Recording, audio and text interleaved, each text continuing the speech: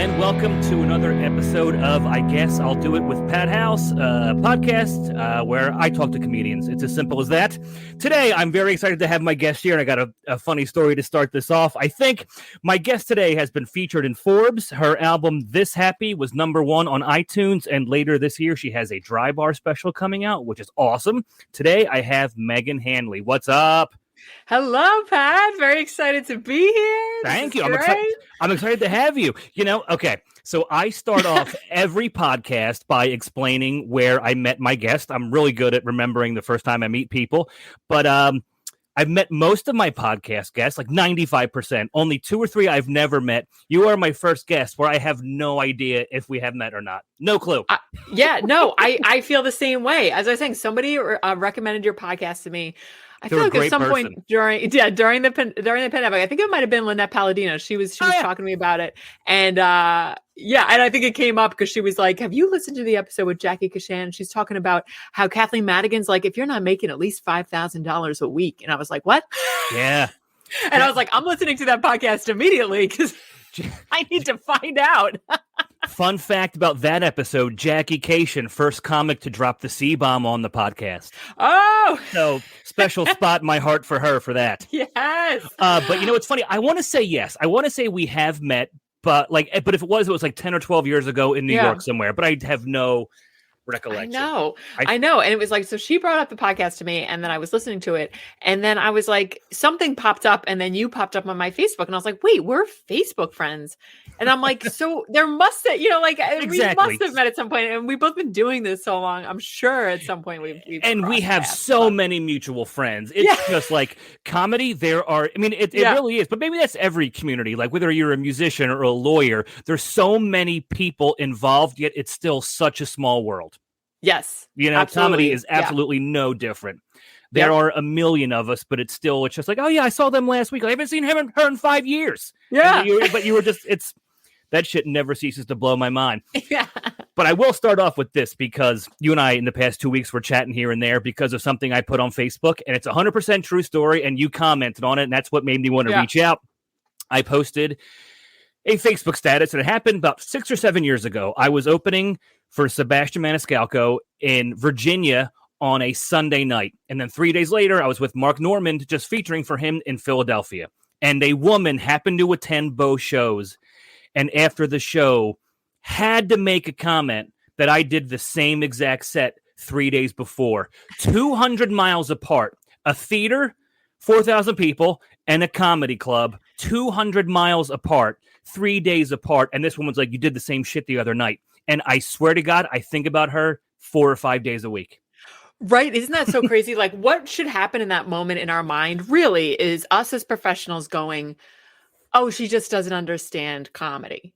Mm-hmm. That's what should go in our head. And then we should dismiss that comment. But that's not what happens. What happens is like, that's what my inner monologue has been telling me every day.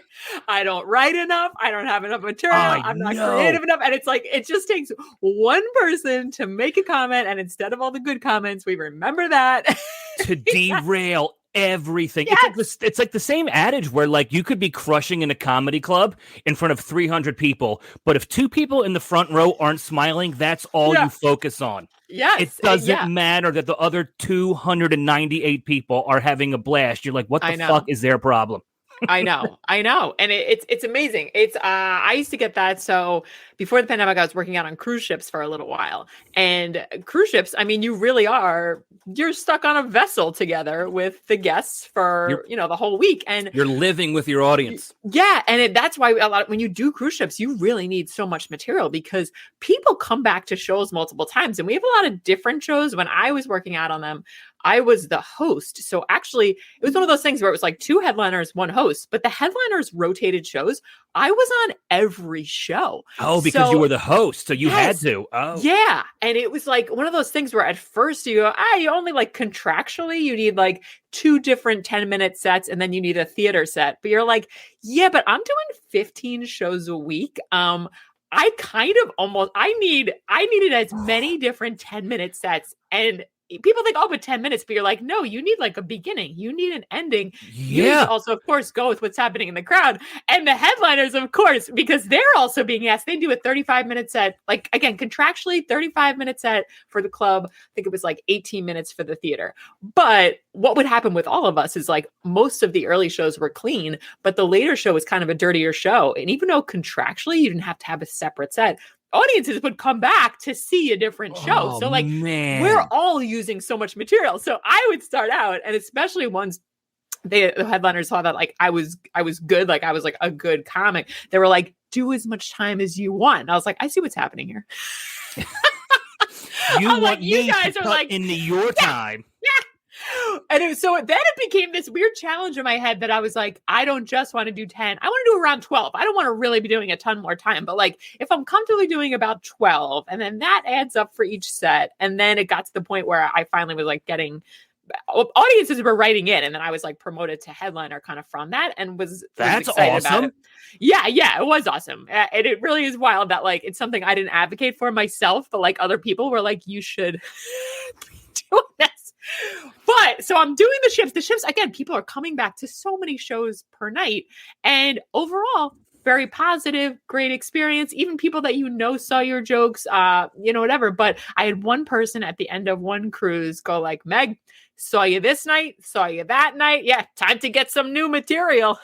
Oh my! I love that you put an accent on that too. Oh yeah. Oh, they would tell like New York, like a lot of the ships out of New York. Oh yeah. And of course it's like, the hey Meg, like they felt like so comfortable with me, like hey Meg. Oh yeah, they see you once, or your best friend. They're like, hey, that shirt's ugly. You're like, Jesus Christ. What do you? And because it's hard, because when you're working like the ships, you're really on a floating corporate gig. So even in any gig, I probably would also just like, you're pretty friendly back to them. And I think this was right before like our last set of shows, and we used to do 3 shows in a night. So it's like the final show, and now going to my head, I'm like, you're a fraud.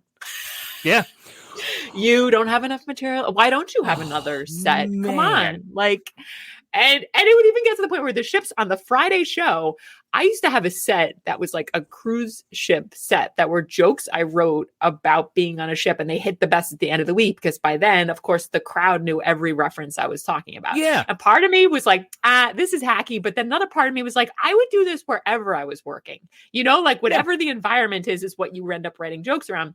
So it's 3 shows on the Friday. I noticed by the 3rd show on Friday, I'm like, oh my gosh, people came back again. These jokes aren't hitting. And I'm like, this is the same night, and these are kind of newer. This is a newer set I wrote about the shit. And I'm like, you got to just go, I get. But of course, that's what I remember. I remember just this voice of, you don't have enough. You're not enough. Yes, that stuff stays with you. And then I texted you the other day because a couple of days after we talked about the 200 miles part stuff, right before COVID, the week the world shut down, I was in Nashville with Dan Cummins, and a guy had seen us in Vegas a month before, and he goes, you did the same set. Or no, sorry. He wasn't the same set guy. He's the guy that said the opener sucked. And I was like, that was me. We do 2-man shows. It was me and Dan in Vegas, and now me and Dan here in Nashville. It's like the opener sucked. I'm like, I probably did most of the same shit again. So you heard the set again, and you did not like it the first time, and now you like it the second time. I just shit blows my mind. It's amazing. Well, think about it. I've also had plenty of shows where I've stopped by at a show, but I wasn't on the show. And as people are leaving, they start coming up to you being like, great job. And you're like, I don't even look like the other, like, I one sense, I guess you're like, there's a comic. But I'm also like, how drunk? Like, I think there's what show were you watching? That we don't sometimes realize, like, how out of it people can be. Do you still do cruises now? I don't do them now. It's something, I don't know, maybe I would go back to. I kind of saw it worked out as like a break almost at the right time for me. I feel like even pandemic wise, and I don't know. It's I'm not like opposed to going back, but I just know it's one of those things. It's tough. Once you start going back out there, it's tough to say no. And it is a lot of time away. I know it is. I have a bunch of friends that do cruises, and I don't know if you know Brad Upton. He's a good buddy of mine. I just listened to his episode. Oh my God. He was on the Princess Diamond when the whole world shut down and got quarantined. He's lucky enough to leave the ship, but he left that ship, and then 24 hours later, that ship was on the news for COVID. He was like, I was on that ship yesterday. Yeah. That is wild. Yeah. Like at first I know people that were going back or doing longer contracts because that's how they were trying to work it. So there was less people coming out. I was like, I feel like I was already dealing with a lot of sort of anxiety, claustrophobia, sort of feelings being out there. I was like, I can't imagine like further lockdowns while out there. And I was like, that's just something I didn't want to deal with. And then I also know a lot of the ships, because they were sort of, I get it. They're trying to like make some of the money back. They would have like less performers out there. So you were the guidelines sometimes changed that they really wanted even more material. And there was part of me being like, oh, man, I don't know if I have enough of it, but I also don't even know how I feel about going back out. Where now, I don't know, like I'm still open to it. Yeah, of course. But it's tough. It becomes something where it's like, it's usually 2 weeks minimum of being out there. And again, the money's good. It's a ton of stage time. And then I know so many people, you go, I'll just do this for like this 1 year, or I won't take that many contracts, but it's hard to turn down the contracts. No, that makes total sense. So my parents used to cruise a lot, and I've been on many cruises with them. And there have been so many times where I've been on vacation on a cruise where like I'm not at my day job. I'm not bartending. I'm not doing stand-up. I'm on vacation. But I know the comics on board, and we're hanging out talking shop every single day. And it's like I wouldn't change a thing. I'm on vacation, but I'm hanging out with comics, and this is where I belong. This is where I feel comfortable. I'm glad this is happening. Yeah. I've been on cruises where with Tom Cotter was the comic on board, Rich Aronovich, Thea Vidal. I've been on David Crow. I've been on just vacation. Like, oh, I fucking know all these guys here this week. I love it. Yeah. No, that's the thing. I feel like there used to be such like a cruise ship comic. It's like, no, now like really good comics are doing the ships. Oh, absolutely. It's like, and it's awesome. And you can also like filter out, like I would be occasionally on a ship with someone that so it was kind of like from that like older club where you're like, oh, this guy is doing some material, but then they're kind of filling with other things, or like, this is a stock joke thrown in there where you're like, no, you are really getting really good comics who do have that time and can fill that time. And it's just raising the bar for being out there, which is really cool. And even like comedy cruises are a thing now. I don't know if the Impractical Jokers started that, but I mean, they definitely have done some cool shit and brought a lot of great comics on board. That was not a pun. For that. That was, swear to God, that was unintentional. And as soon as I said it, I caught it. That was not a cruise ship joke. Yeah. That's what I'm saying. Like, there's definitely, I kind of wanted to see like, and for a while it was happening. I was like, let's just see what kind of comes in on land. Like, can I make enough of a living doing this? And now I'm kind of like, I don't know. I'm like reevaluating it. And I know usually the ships book far in advance. So it's something where like, even if I decided tomorrow I'm ready to go back out, I probably couldn't do it till next year. They're probably already booked up. Way far in advance. Way I've heard. in advance. Yeah.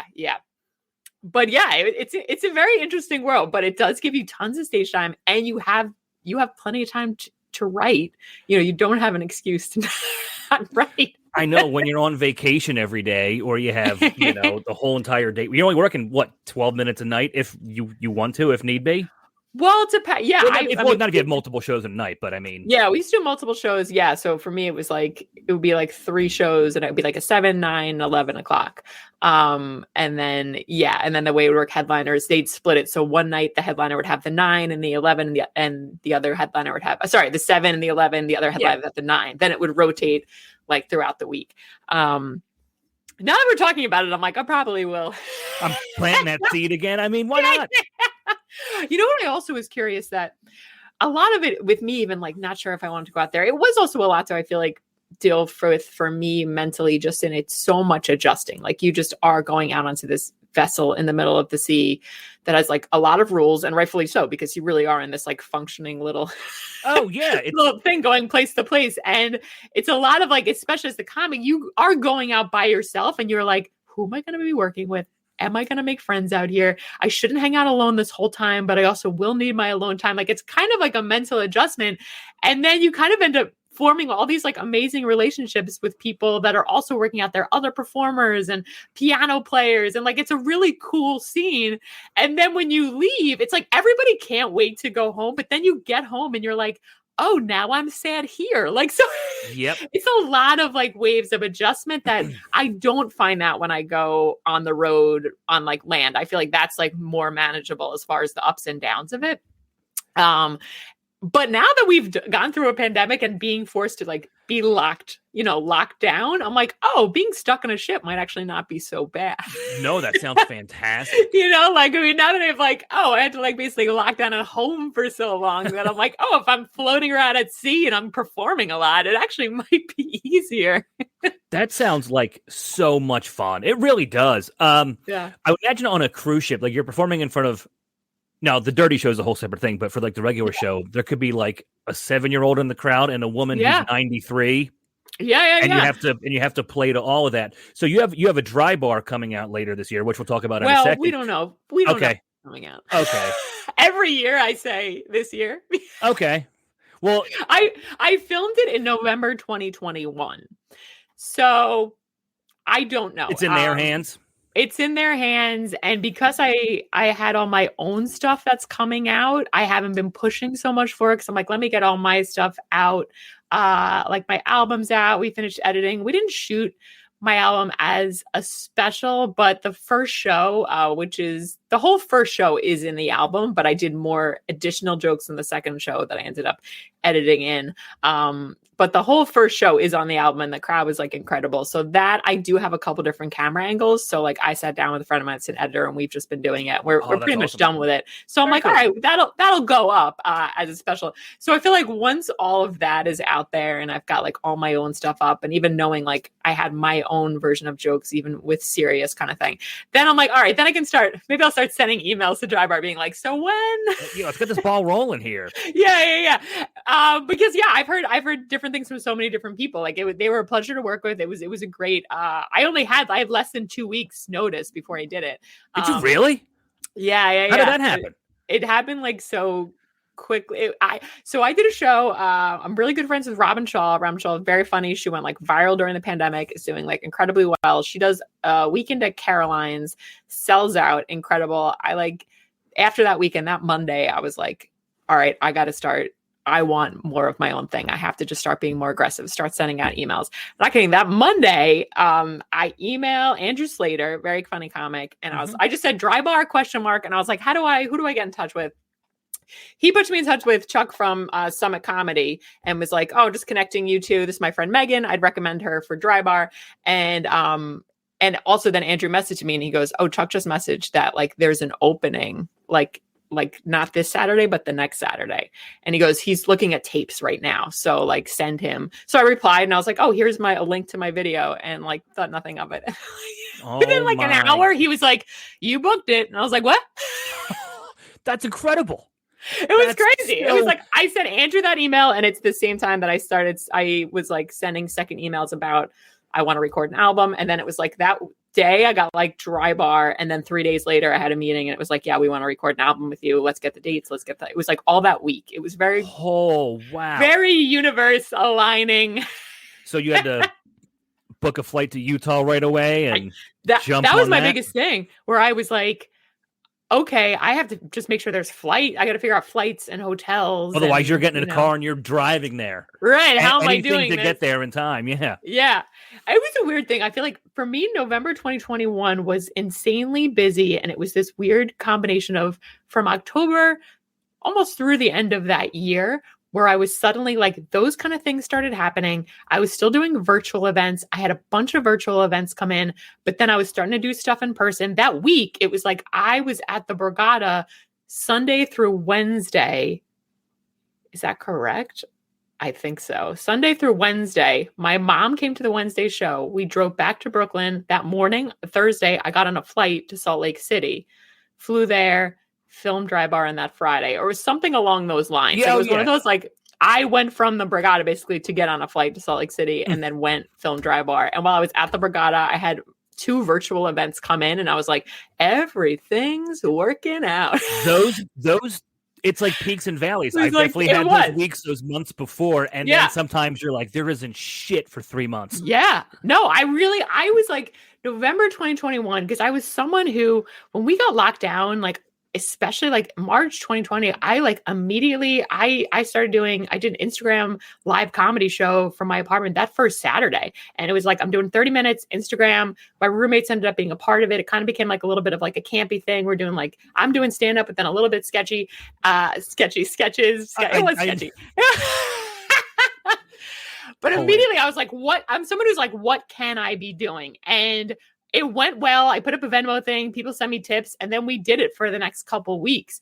And just from doing that, it led me to getting corporate bookings. It led me into like a nonprofit that started doing stuff immediately online.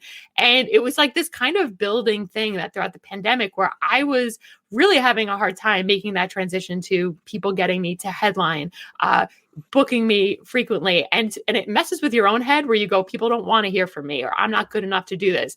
And then it was throughout this whole time lockdown when it was like, I was like fighting for myself to be in the business. Things were like happening and I was in rooms that I wouldn't have been in before. And I was performing for big corporations, the NFL, and it was all going where I was like, yes, this is what I should be doing. And then I was especially the end of 2021, like really hopeful with what I was building for the next year. And then I have found the second half of 2022 and even some parts of the beginning of this year where that has not been a thing, where it's been really slow and I've been really frustrated. And I feel like trying to overcome my bigger fear that I was having during the pandemic of like, I don't want to be going backwards. Mm-hmm. And I feel like that's been happening a lot lately. That's a very natural thought for all comics, just if things aren't going our way for a minimal amount of time. It's like a natural natural spot for a place to go. Like, what's wrong? Right. What am I doing here? Am I doing something wrong? Is it everybody else? Is COVID still affecting all the bookings where like it's still like a bottlenecking and all this? Yeah. Right. But you did a ton of stuff during the COVID, and that sounds awesome because so you jumped on it, you did Instagram right away, and then you got all that virtual stuff. Like I went the opposite. Like I didn't do anything. But you always had this podcast. Well, this started out of it, but I mean, like performance wise, I started this during the pandemic, and it's been a blast. Like huge, it was the best. It was like the best way to have like green room chat with my friends without being in a comedy club. Yes. So, but I did one Zoom show the entire pandemic. And I like shelved it for 5 months. And then I was like, do I want to do this again? Like, do I feel like fighting all the comics and sending a million emails to bookers when I get out? And it all worked out. And then I had the chance to headline a club late 2000. And I hopped on a plane and jumped on it. And I got on stage and I was like, oh yeah, this is it. This is it. This is where I belong here. Yeah. It was a weird year, but okay. Yup. We're back in it. All it took one live show to be like, we're doing this. Yes. And I also completely understand. I get that people were like, I can't do Zoom. I can't do, and I go, I get it. Like I totally, like whatever was your outlet and worked for you, like we had to do whatever. We were just like treading water. We were really treading water. Absolutely. We had nothing. Like all the in stuff. It was just a wild time. And looking back now, I think we're all at a point where we can laugh at it. But you're like, man, what was that? I feel like, there's just some of it where it's almost trying to like be more forgiving to yourself, where you're like, why am I in this like rut, or why am I feeling? And it's like, because we really we were constantly trying to like figure out solutions, or just like felt defeated. Like we went through so much emotionally as performers. And we go through that like, when we get that when we're booked in clubs, like shit could be going well and we still have these thoughts. Yes. Oh, absolutely. And you take it all away, we go extra crazy. Oh my gosh. Yeah. That I think there's just like an emotional fatigue that comes from it that I feel like, I've been in more of a groove this year, but I'm still pretty slow and still sending out a lot of emails. And if you go through some days where you go, all right, just like keep writing, or tomorrow I'm doing a Zoom with a couple like close friends of mine who are also comics. And I'm like, let's just do like a meetup and let's write. Like, let's just spitball ideas together. You know, like what's the next thing we can focus on? And it never ends. It never ever ends. I mean, I was out at Starbucks this morning editing videos and sending emails, and I got shit to do after we're done here. It never ends, but it is kind of fun because it does keep me busy during the day, and there's just always something to do. Yeah, always something to do. And I feel like sometimes it's just managing that can sometimes be a lot, because with writing, I feel like sometimes can be a lot, because I want to have my brain open enough to writing. But when I really have a lot of stuff, like lists of, all right, you got to email this person, you got to look over this, you got to edit that, it can get everything can get clogged. So it really is trying to sort of separate that. And some days just going, all right, some days shutting yourself down and being like, you're done. Absolutely. I need one of those days soon. I really do. I told myself on Tuesday I was going to take the day off from anything related to stand-up. Couldn't do it. I was like, I know I need to do that. And then I'm like, whatever. It is what it is. I know. I say it. Meanwhile, it's like, I keep telling myself, I'm like, tomorrow is St. Patrick's Day. We have a lot of stuff going on with my family. My dad's in a pipe band, this whole thing. And meanwhile, I'm like, yes, but I have a virtual thing in the morning. I'm the one who organized this Zoom thing on St. Patrick's Day. So I could be like, I was productive. Yep. I took a Friday off from comedy, yes, to experience life. But yeah. I am going to backtrack here because the whole premise of this podcast is to find out why my friends got into it. So being that I don't even know if we've ever met, I don't know your backstory. So take me back to when you were a kid and your interest in comedy and stand-up movies, anything, and then take me up to how that interest got you to step on stage for the first time. Well, I mean, Kit, listen, I had to say my biggest comedic influences are probably the Muppets. Okay. Right off the bat. Hello. Nobody has said that yet, but Irene too mentioned cartoons. So it's so funny to hear how everybody's how different their response is, but like the randomness of it. So the Muppets, that's a first. Now go on. The Muppets are so funny. And it's also so funny. So funny, and they've influenced all of us. And I feel like the best part I think about the Muppets is the older you get, the funnier they get. And then you kind of went, wait, I was a little kid laughing at this, and there's so many jokes that are really for the adults. Like it's the same stuff they did in like Shrek. Dark humor. Yeah. Have you ever been to the Jim Henson exhibit in San Fran? No. Oh, it's so cool. Oh, it's so cool. Oh, I bet. I remember when Jim Henson died, I was really upset. I was a kid, and I cut out articles from magazines about him and about what gone. I don't know if he had like a leukemia type thing, but it was something, whatever it was. Like I was devastated. I was really bothered by it. And I was young, but I was like, I can't. Why is this happening? And I felt like my mom was trying to explain, but the Muppets will go on. Like it's. I was so upset. That's such a mom approach to it. Yeah.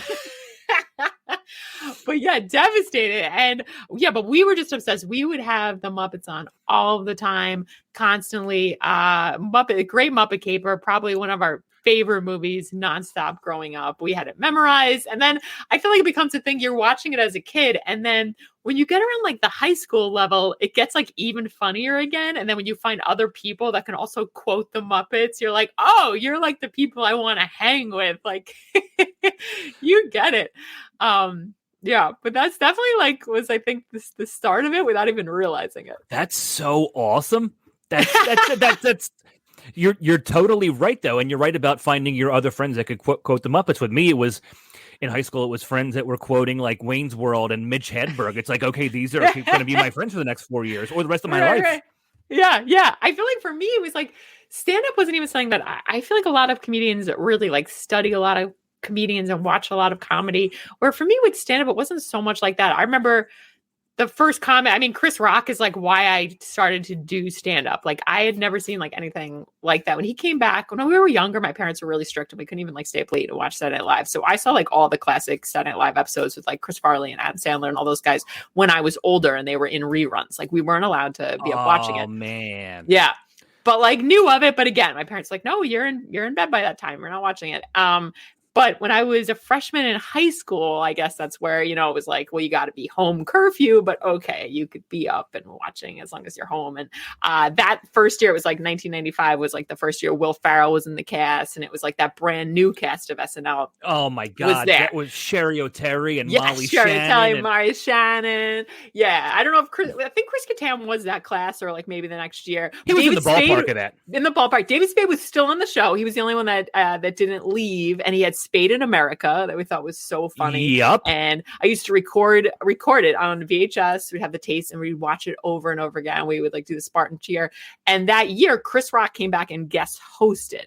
and he did stand up as his opening. And me and my sister were like, this is the funniest thing like we've ever seen. Like, I've never seen anything like this. Is so funny. And we became like obsessed with Chris Rock. We bought his book, Rock This, which is what comics used to do. They used to have like the book version of their specials. Yeah. I have it. My mom found it and thought it was disgusting. Because there is a whole part in it about like eating ass. And, we were like I was a freshman in high school. My mom was like, what is this? Like, she was so grossed out. So she probably doesn't even remember it. So she gets rid of it. So then I bought another copy and hid it. And then I found out years later, my sister did the same thing. So there were like several copies of Chris Rock's Rock. And now I think of it now. Like, why does this book keep reappearing? Right. And I think about it now and I'm like, oh my gosh, my parents were probably also reading it and laughing. But like, we're like, like cracking up. On. Right. But being like, we can't have the girls reading this. But they probably were like, this is pretty funny. So that was like it was a combination of seeing him and being like, okay, he's telling his story. Like, that's how I saw it, like stand up as. I was like, this is his point of view on things and he's writing it out and he's making it funny and he's telling people. I was like, I want to do that. And it was like that same time was when like Seinfeld was like the biggest show on TV. So it was a combination of like Seinfeld and Chris Rock and me being like, I want a TV show like that. And I want to do stand up. And I knew I wanted to perform. And this made sense to me because I was in the drama club briefly, but I was like, I couldn't sing. And I was like, well, so I'm not going to be a singer. I was like, what can I do performance wise? So it was like a combo of like SNL, Chris Rock, Seinfeld. And then, I got to college and I started writing first. I used to email friends my random thoughts. Like funny ideas and shit? Yeah. Just like random. Okay, yeah. I'd pick a topic and I would just email it out and my friends would be like, oh, this is so funny. And then from there that translated to me like taking a comedy class and then just trying those ideas out on stage. Nice. Did you do the class in New York City?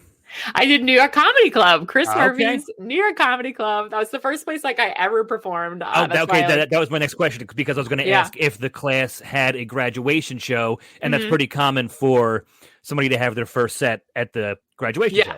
Yeah. Which is, I mean, people always like comedy class. What's that? I'm like, it's really just a supportive environment. It is. It absolutely is. And it's like, it's supportive. If you don't know what you're doing and you're brand new, you have a built-in, not fan base, but like support system. So that's perfect. Yeah, and I started, I had just finished my freshman year of college, and I started doing it. So I went to Fordham. Okay, I saw the pennant behind you, but I still had to ask. I'm in my parents' basement. My windows are getting redone in my apartment. It's the whole thing. So the stuff I hear you. I trust. This is the life of a comic. This is 100%. Yep. Yeah. How did that first set go? I mean, it was, it's one of those things where, again, it's the class. People are excited to come see you. You've been working on this set for a couple weeks. You're excited to do it. So it, from what I kind of like remember of it, I remember it went well. Overall for what it was. I'm sure it was terrible, but it was. Was anybody in that class that you're still friends with now who's still out there doing it? The only person that I know of that, I don't know if he was in that class or so I ended up taking the class several times because to me, it just seemed like it made sense. Like, again, I was a student at that time. So it was a commitment every Thursday. I'd go in, do my like writing and perform. And then we get a link to open mics and stuff. So Maddie Goldberg, I feel like is maybe the only person that I know from those days. And then I still see Chris. I mean, Chris is in the city and now he's like, Meghan was my student. This is So once you did that first set, were you hooked? Were you I was like, this is what I want to be doing. Yeah. And I find that when I talk to most comics, after one, they're hooked. That's totally true, man. My first open mic, I did 3 minutes, maybe 4, I don't know, 3 or 4 minutes. And in that moment, like, I know it's so cliche to say, but like my life literally changed. I was like, well, this is it. Yeah. This is it. This is what I'm going to do forever now. Yeah. And I find the longer I do it, the more I'm having more fun than ever. And I'll be at 19 years later this year. Like, that's so awesome. It's awesome. Yeah. No, I totally, I feel like one of the harder parts, I feel like, especially as I started young, I was 19 when I first got on stage. And I Me feel too. like Exact same age. okay, yeah. And I feel like what's tough about that is you are still like, there's so much you're changing and growing up wise in that time. And then you combine it with, I know this is what I want to do, but then also my jokes were probably more for people around my age, so you get even feedback right from other comics. Like no one gets what you're talking about, and yeah, well, I say this all the time. Like when I started at 19, I had zero life experience. I was a kid fresh out of high school. So I'm doing jokes about college and their one-liners and their setup punchline and their jokes and jokes and jokes, which were fine, but I had no life experience. So by the time I was like 25, 26, I started to get personal and talk about my life more, but I had a skill set built there because I've been doing stand-up for 7-8 years already. So the two met at a good time. In my mid to late 20s, I was like, okay, I'm getting better. I'm getting personal. It's getting real. And I have a skill set now. So the two met. But yeah, when I first started doing stand-up, I had, God knows what I was doing on stage then.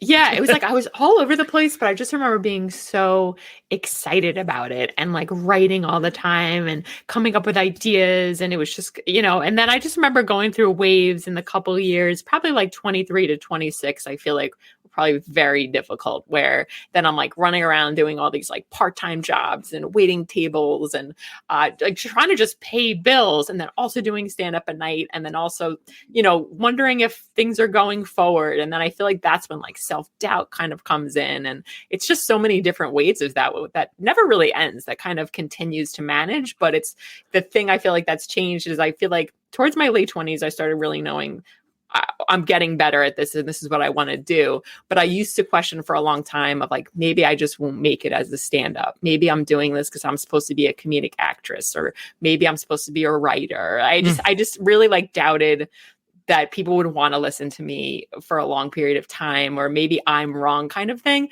where the longer I do this, the more I'm like, no, this is absolutely what I'm supposed to be doing. And if other things come from this, cool, but like, this is what I want. You mentioned something very specific there that's totally relatable. You mentioned like going to school and balancing jobs and doing stand-up. Like your early mid-20s are an amazing time, because I had 2 part-time jobs. I was going to college full-time, and I was getting on stage 6 nights a week. And that was my entire life. And I was going to New York City almost every single Sunday on my only off day. Sunday was the only day I didn't have school or either job. So I would go to New York City, and that's where I met Lance Weiss very early on in my career. Then we have to know each other if you know Lance.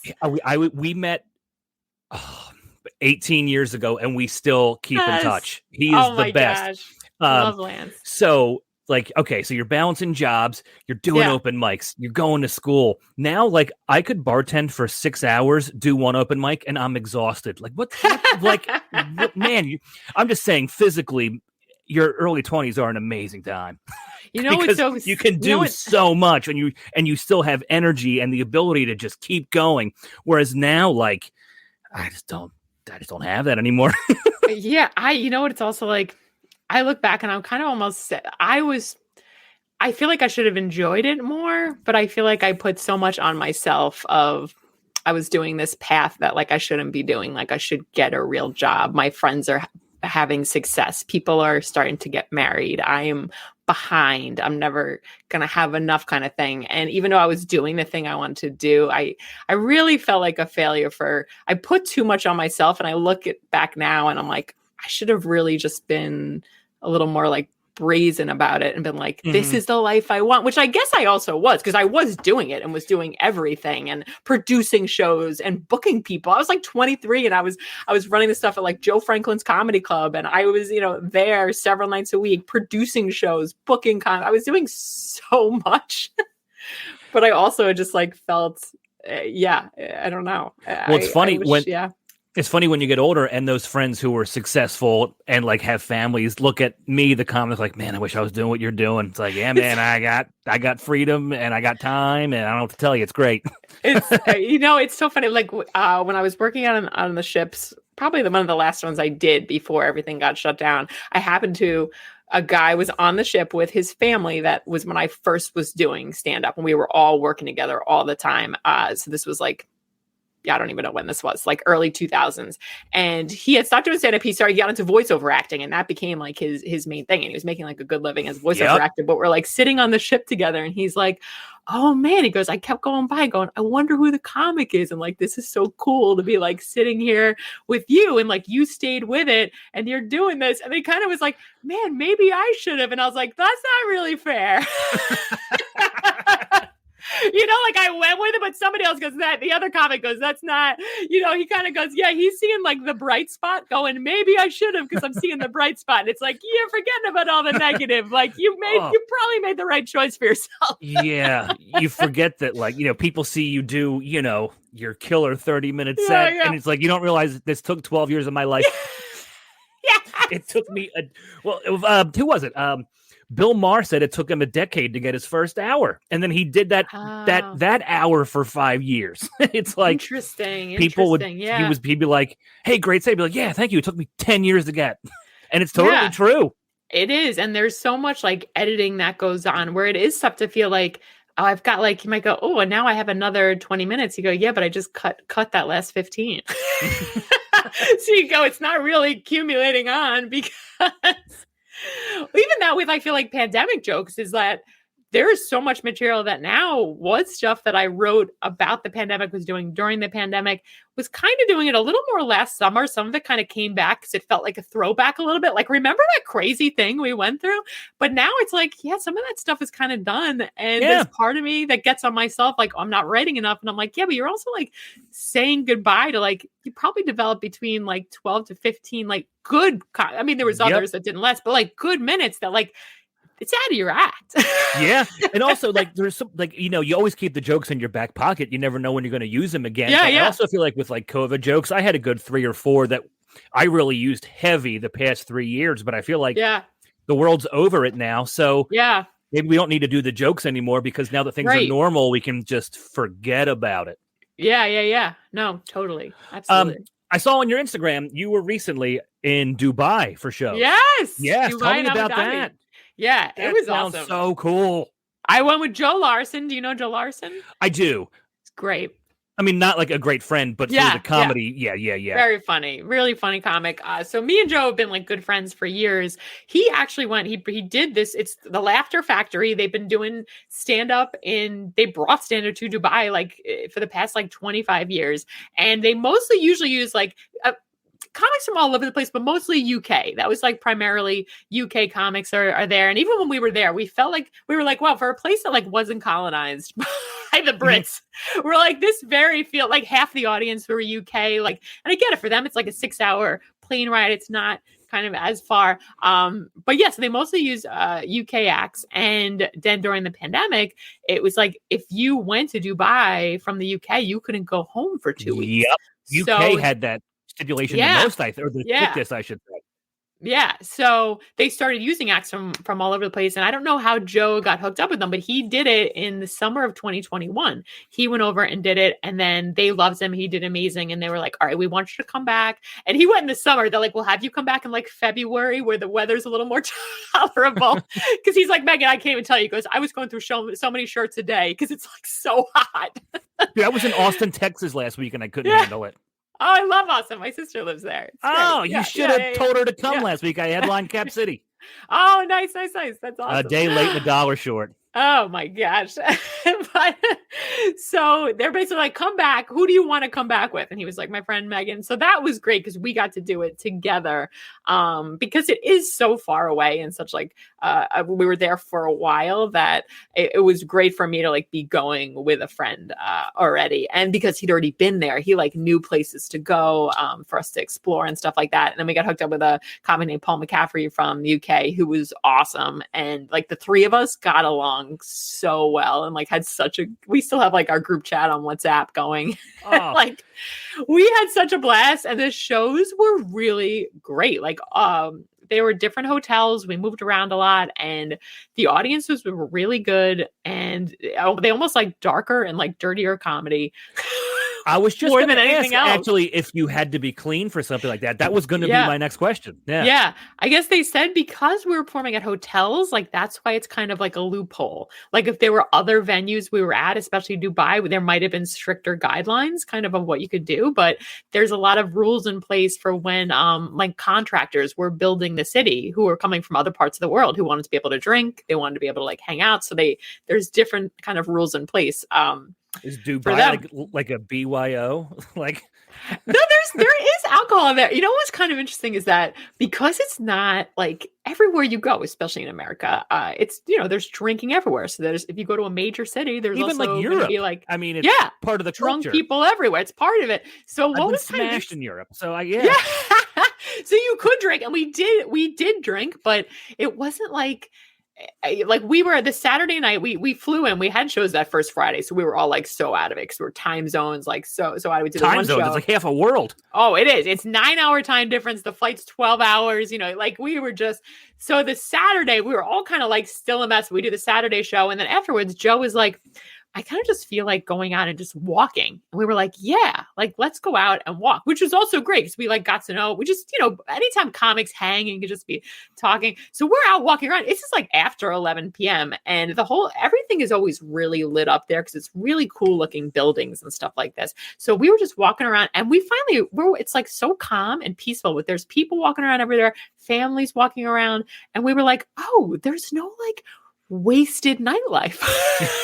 like if we were like in Miami, like it'd be drunk people everywhere, there'd be fighting. We're like, there's like no crime. People aren't wasted on the streets. Families are out. Like we were losing track. We got back to the hotel. We're like, wait, it's 1 a.m. And we're like, it's so safe. We're like, this is just such a different. That would stand out because you're from New York. I'm from Philadelphia. I'm used to that midnight to 3 a.m. drunken. Everybody on the corner is just hammered. Yeah. If you were in that situation anywhere else at 1 a.m., you'd be like, where are all the drunk people? Right. Or you'd be like, I don't know, it's getting like a little shady. We better get back to the hotel. No, like that totally would stand out. Clean.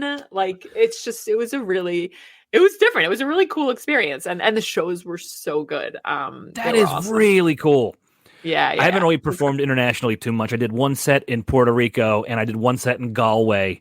And that's awesome. It wasn't.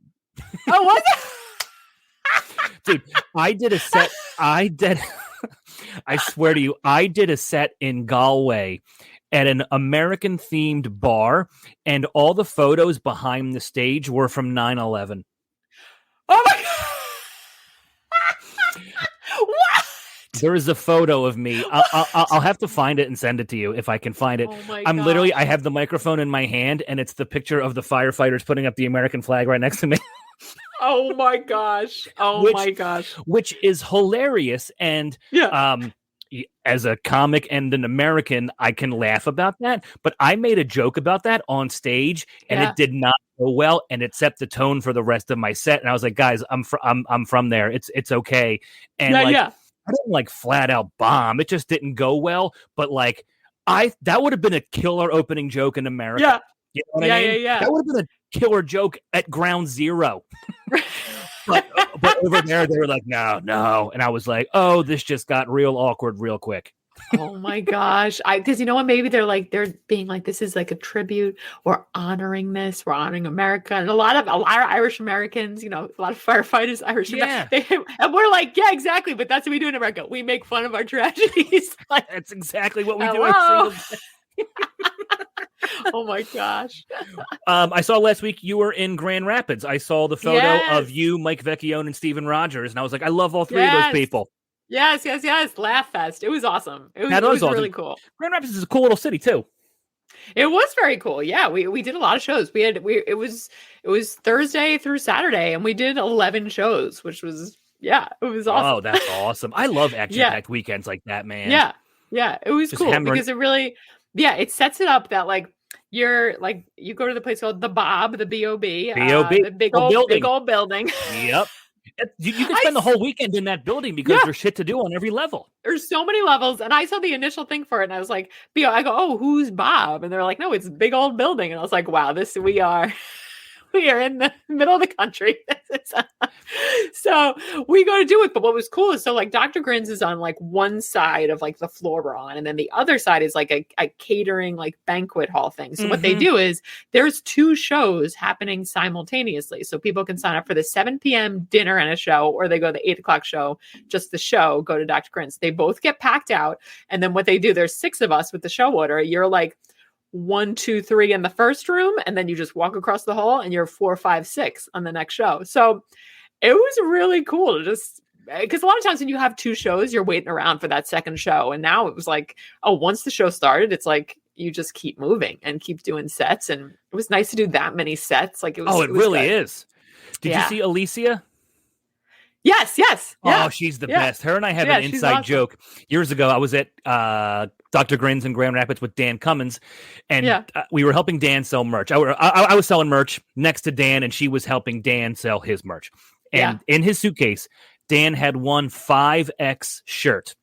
And she's like, we got to open this. And I'm like, yeah, we should. It was like a blanket. And and that night, Dan sold a couple 2Xs and 3Xs. And I said to Alicia that night, I was like, if he ever sells this shirt, I am texting you right away. The next weekend, me and Dan were in Iowa. And someone's like, do you have 5X? And I was like, holy shit. I wanted to FaceTime her. I'm like, you're never going to believe what's happening right now. So and this happened 5 or 6 years ago. And we still joke about that one 5X shirt to this day. And I was like, dude, a week later, somebody bought it. Yeah. You're like, we've got it. We've been waiting for you. Your website also, or actually not your website, all your social media bios say baseball fan. Who's your team? Yeah, Yankees.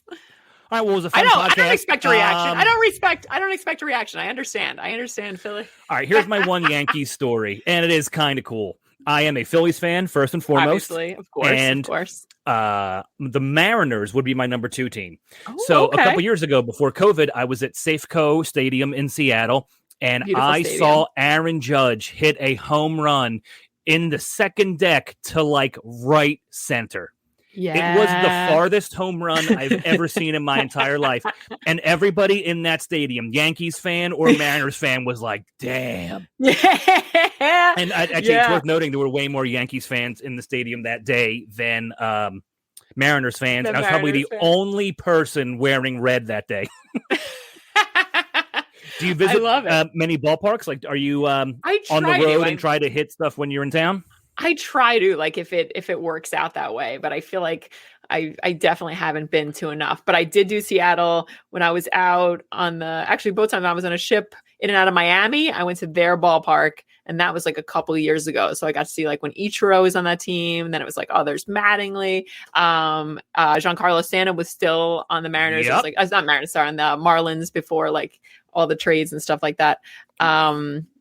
What's it called? Wait, did I just screw that up? It is the Marlins, right? Wait. Yeah, Miami Marlins. Yeah. I had a moment where I was like, wait. Tropicana Field, I believe. Yeah, they were playing the Diamondbacks. So it was like in town. It was like Paul Goldschmidt was still on the team. It was cool to just do. I was like, oh, I want to step up and got tickets. So I went there, and then I went to Seattle, and Seattle was cool, but it was like such like a lonely experience from what I'm told is like the perfect Seattle.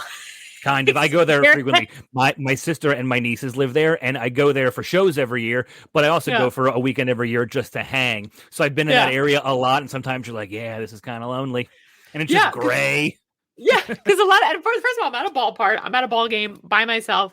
And usually my go-to move is if I see people trying to like take a picture of themselves, I volunteer to take the picture. So they have a picture, and then they go, would you like a picture? And I go, I would love a picture, because I'm by myself. I'd love someone.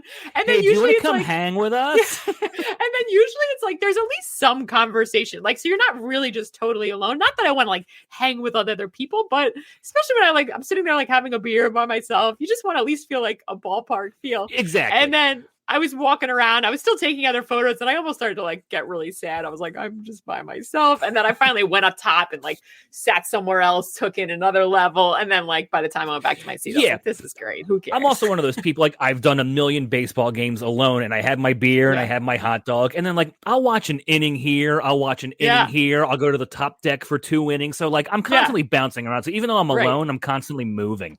Yeah. It does help. Definitely. It does help. It does. But also, we just get used to doing shit alone anyways. That's like, I mean, we tour with other people, but there's also weekends where we're, just doing it by ourselves. And then you're at an Applebee's alone. And it's so weird when I know I'm going to do stand up, and I'm by myself a lot. I don't mind. I enjoy it. I feel like you have to kind of to be in this business. You got to enjoy that alone time.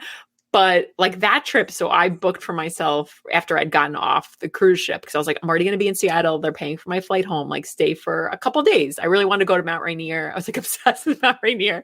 So dude, I was like, don't even get me started. I will.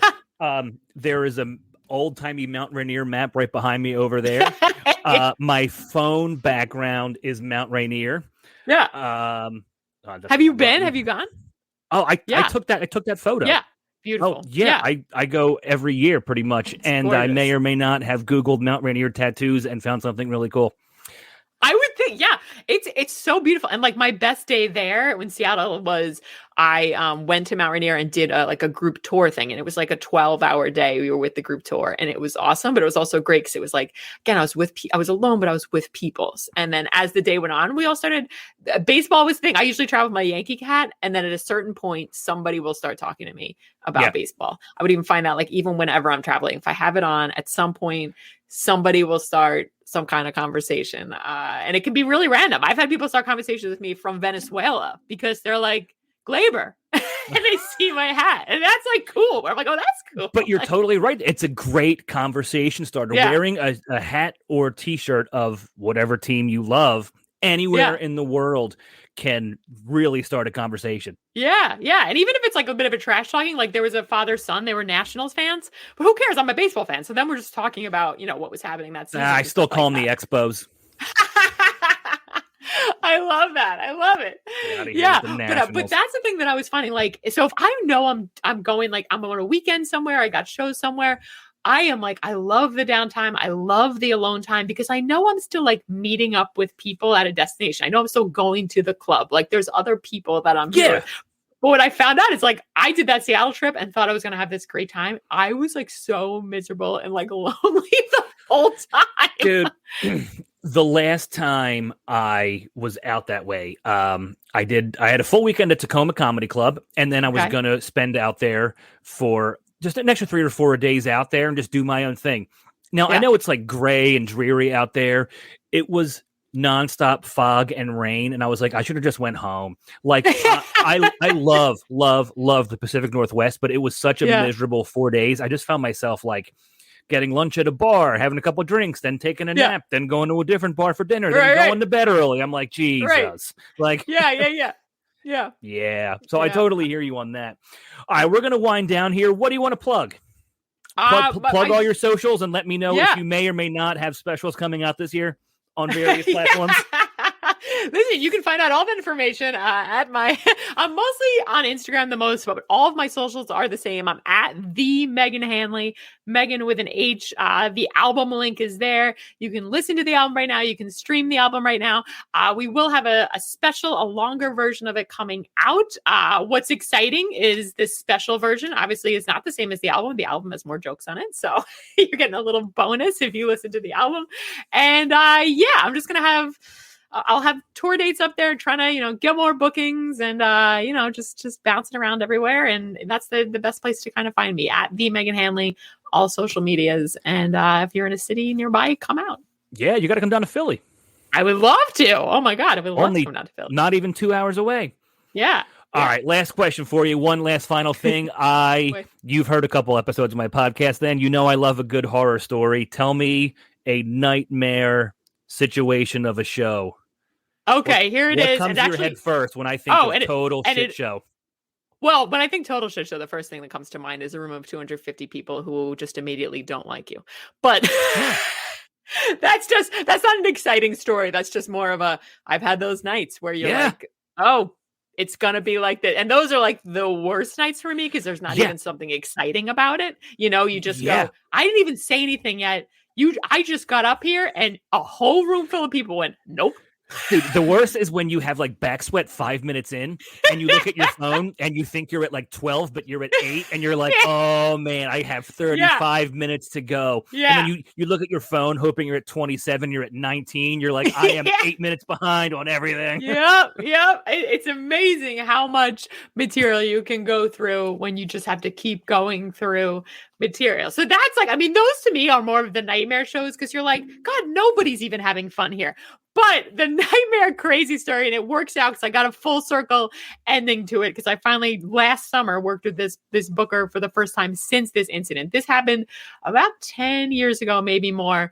I got booked to perform at a winery down in Pennsylvania, not so about 45 minutes past Scranton, Pennsylvania. And someone was doing a comedy and wine tour. She put out a book, and she usually had a usual opener that was local. She saw me down at Wisecrackers, like, want to come down open? I was like, great.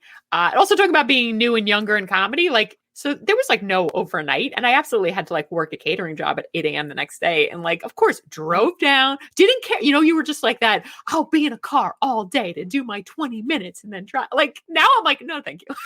Dude, 150%. No way. Even if it's like, yeah, $300 you're headlining. I'm like, no overnight. How far away is it? I can't mentally get myself there. Dude, I usually get a hotel if it's more than 2 hours anymore. I don't want to drive home after 11 p.m. No. I'm that old now. I'm like, I'll just get the closest hotel and wake up early and come back. It's just... Well, you know what it is? I don't enjoy the show. I just think about the drive, and I'm someone who I'll leave super early. So if you have a hotel, you can leave so early and then relax before the show, get in the mindset for the show, enjoy the show. Hours before the show. Hours. If a night of thing, it's just, I won't enjoy the experience, won't enjoy the show. I'll be stressed about driving, and it's just like, it's not worth it. So anyway, I'm doing the show at this winery in Pennsylvania. I get down there, and they're like, well, we've sold so many tickets to this show that instead of doing the show in the winery, the people that own the winery also own the funeral home next door. So we're going to do the show in the funeral home. So many things happening here. One, all of a sudden, okay, we're pouring in a funeral home. That part's kind of hilarious. You know, like there's three people. You're in a viewing room at a funeral home. You go, that's kind of comedy. That's a dark comedy. This is funny. But here's the part that was not set up for comedy. It wasn't funny. Like the sound system, I mean, it's set up for eulogies. Like it's not set up for people laughing set up back for at eulogies. you. It's set up for pin drop silence, someone speaking quietly, and like solemnity. And awkward laughter. Yeah. It is not set up for a room full of 200 drunk people talking and laughing. And no. So, and it's like viewing rooms. So they open all the viewing rooms. So it's just a narrow corridor, which is terrible for sound for comedy. Like to get comedy to travel that far back to come up. So the woman she goes, I'll bring you on. I'll do like a little laughing exercise first. And then she goes and she brings me out. So of course I get up there, and again, these women are wasted. Like they're coming in like drinking out of the bottle. They rented a school bus to take them there. Like, cause they were like, I guess that's what they do. They rented there were yellow school bus parks outside for these like drunk ladies to get. It was all pretty much, I think it was all women. And they're so drunk, right? So it starts out, and I'm trying to like just do some crowd work off the bat, kind of again make fun of that we're pointing to funeral home. And then the people are in the back not only are so wasted, but they can't hear anything. So then they start like yelling, and they're yelling from the back, and we can't hear you, and this and that. And I'm trying to like make light of it, but trying to figure it out. But also you're like, this is a real problem. Like if half the room can't hear, and they're like drunk, and there's a rebellion happening. So I'm trying to like do crowd work, do jokes. I end up like moving to the middle of the two rooms, and I brought a folding chair with me. And I ended up doing the show like from this folding chair, like yelling out to people. It was like a little better, but not like great. And I like, at this point, I'm like, now I'm like maybe 10 years into comedy, but it's still like not the same as that. Yeah. And I'm supposed to do 20 minutes. So I look over to the woman, who booked me, and I am finally like, I have no idea how long this has been going on because it was so chaotic. And I look over and I go, she's supposed to light me at like 15. And I go like, what time am I at? And she goes, I have no idea. You know what that is? It's called I'm done. Yeah. So she goes, I have no idea. So I think I did one more. I think I only had like one more joke, like from what I was doing at that time on the road. Like, so I get off, and this is how long ago it was. There was no smartphones. You'd be like, why don't you have it on your phone? There weren't smartphones. This is like flip phone era. So I didn't even have it on me. So I get off stage and I look at my phone, and I've been up there for 45 minutes. Like cultivating this room, and then she did like 20, and then she got off and she goes, oh my gosh, that was a mess. She ended up paying me more, and she was like, thank you. Like, I would hope so. Yeah, she gave me more money. She was like apologetic. She goes, this was really like a mess kind of thing. And then I just worked for her for the first time. She contacted me last year, and she goes, I have a winery show. She goes, don't worry, like we've been doing these for a while. It's going to be set up. It's great. And it was this really cute winery, and it lined up with me working at Mohegan Sun in PA, so I was able to do that the night before, then like drive 20 minutes to Mohegan Sun. And she opened up like introing me, and she goes, I can't believe this woman will even take my phone calls. That is so funny. And then we did no, that's one of the better ones I've heard on here. That is every nightmare scenario. Yeah. And just as a side note, the very first time I featured for Dave Attell at a comedy club here in Philly, my mom rented a school bus for her and all their friends. Yeah, I guess it's like a thing. I don't know. If do that in New York. It's cheaper than getting like a luxury bus, and like who the hell cares? As long as you're getting to where you want to go and you want to drink and just have a good time. It's the way cheaper and better option. PA thing. I like it. I think it's great. It must be. It really must be. Dude, Meghan, thank you so much. That was so fun. Everybody, she said the Meghan Hanley on all the socials. Go find her. More stuff coming out later this year. Thank you. Thank you so much for having me. Thank you. Of course. Absolutely.